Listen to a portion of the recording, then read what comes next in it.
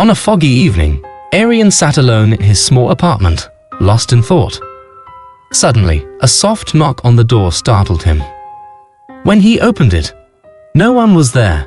Only an old-fashioned letter lay on the ground. The envelope was thick, its texture strange, almost like ancient parchment.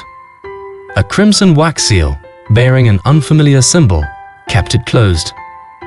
The next evening, Aryan set off towards Whistlewood Manor. The road was narrow, winding through a dense, dark forest. As he got closer, a thick fog enveloped the path, making it difficult to see. The trees on either side appeared twisted and gnarled, their branches reaching out like skeletal hands. Aryan parked his car and approached the manor's large, creaking doors. They opened slowly with a loud groan, revealing a grand yet decaying interior. The entrance hall was vast, with high ceilings, dusty chandeliers, and old portraits lining the walls. Everything was covered in a thick layer of dust, and the air smelled musty, as if it hadn't been disturbed in years. The group was led to a large sitting room, where a roaring fire crackled in the fireplace. The furniture was old but elegant, and the walls were lined with bookshelves filled with dusty tomes. The atmosphere was warm, but there was an underlying tension that none of the guests could shake off.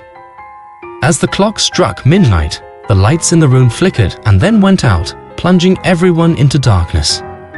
A few seconds later, the lights returned, but one of the guests was gone. Panic spread through the group, but Mr. Caldwell remained calm, almost too calm. He suggested they play another game, a game to find their missing friend. The group, now deeply unsettled, began searching the mansion for their missing friend. But as they explored, the mansion seemed to change around them. Hallways that once led to familiar rooms now twisted and turned in impossible ways. Doors that had been opened were now locked, and strange, unsettling noises echoed through the corridors. In the center of the room stood a large, ornate mirror. Its surface was unlike any other mirror. They could see their reflections, but there was something wrong.